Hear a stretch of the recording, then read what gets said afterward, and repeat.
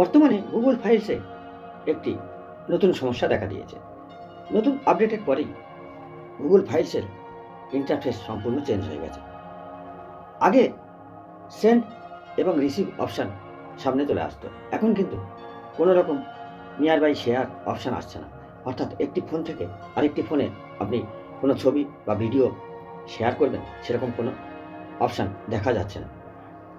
সেটিংসের মধ্যে আসুন, এখানেও কোনো রকম অপশান নেই। আপনি কিভাবে গুগল ফাইলসে আগের মতোই যে কোনো ফাইল ট্রান্সফার করবেন, কয়েকটি স্টেপ ফলো করুন, দেখবেন আপনিও খুব সহজেই গুগল ফাইলসের এই প্রবলেম ফিক্স করতে পারবেন। অর্থাৎ যে কোনো ফাইল ট্রান্সফার করতে পারবেন একটি ডিভাইস থেকে আরেকটি ডিভাইসে। প্রথমেই প্লে স্টোরে চলে আসুন। এখানে দেখে নিন গুগল ফাইলস আপডেট হয়ে আছে কিনা। যদি আপডেট দেখায় অবশ্যই আপডেট করে নিন।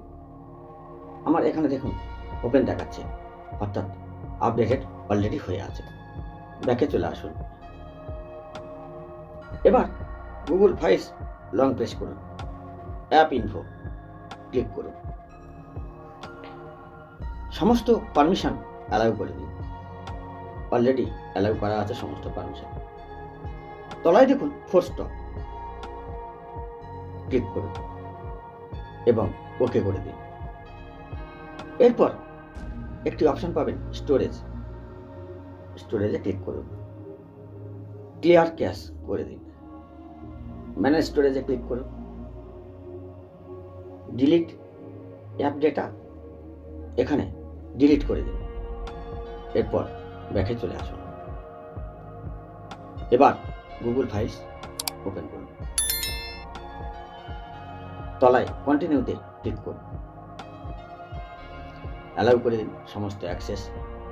তলায় দেখুন অপশান চলে এসেছে নিয়ার বাই শেয়ার, ক্লিক করুন। দেখুন আগের মতোই সেন্ড এবং রিসিভ দুটি অপশানই চলে এসেছে। এখন খুব সহজেই গুগল ফাইলস আগের মতোই ব্যবহার করতে পারবেন।